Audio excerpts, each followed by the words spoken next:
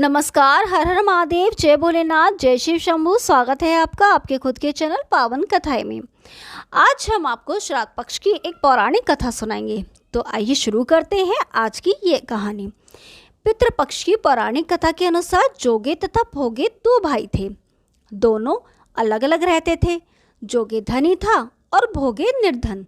दोनों में परस्पर बड़ा प्रेम था। जोगे की पत्नी को धन का अभिमान था, किंतु भोगे की पत्नी बड़ी सरल हृदय की थी।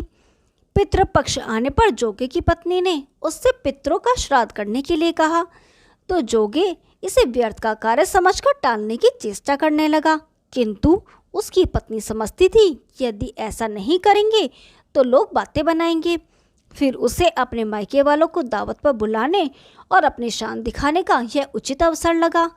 अतः वह बोली, आप शायद मेरी परेशानी की वजह से ऐसा कह रहे हैं, किंतु इसमें मुझे कोई परेशानी नहीं होगी।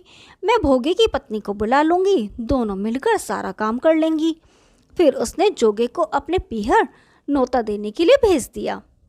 दूसरे दिन उसके बुलाने पर भोगे की पत्नी सुबह सवेरे आकर काम में जुट गई।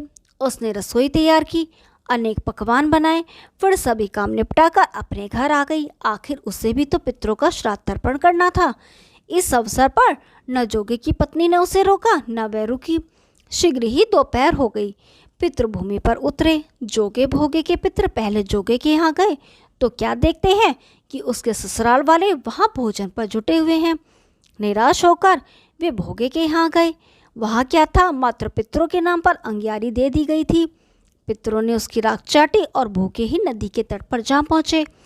थोड़ी देर में सारे पितर इकट्ठे हो गए और अपने अपने यहाँ के श्राद्धों की बड़ाई करने लगे। जोगे भोगे के पितरों ने भी अपने आप बीती सुनाई। फिर वे सोचने लगे, अगर भोगे समर्थ होता तो शायद उन्हें भूखा न रहना पड़ता, मगर भोगे के घर में तो 2 जून की रोटी भी खाने को नहीं थी।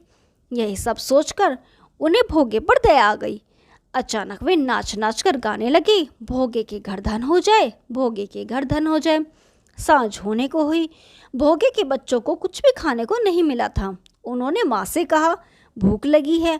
तब उन्हें टालने की गरज से भोगे की पत्नी ने कहा, जाओ, आंगन में होदी होदी रखी है, उसे जाकर खोल लो और जो कुछ मिले बांट कर खा लेना। बच्चे वहाँ पहुँचे तो क्या देखते हैं, होदी मोहरों से भरी पड़ी है। वे दौड़े दौड़े माँ के पास पहुँचे और उसे सारी बात बताई। आंगन में आकर भोगे की पत्नी ने यह सब कुछ देखा तो वह भी हैरान रह गई। इस प्रकार भोगे भी धनी हो गया, मगर धन पाकर वह घमंडी नहीं हुआ। दूसरे साल का पितृपक्ष आया। श्राद्ध के दिन भोगे की स्त्री ने 56 प्रकार के व्यंजन बनाए। ब्राह्मणों को बुलाकर श्राद्ध किया, भोजन कराया, दक्षिणा दी। जेठ जेठानी को सोने चांदी के बर्तनों में भोजन कराया। इससे पितृ बड़े प्रसन्न तथा तृप्त हुए। हर हर महादेव। यदि आपको ये कहानी पसंद आई तो वीडियो को लाइक कीजिए, शेयर कीजिए और चैनल को सब्सक्राइब कीजिए। हम आपके लिए ऐसी रोचक पौराणिक कथाएं लाते रहेंगे। तब तक के लिए नमस्कार।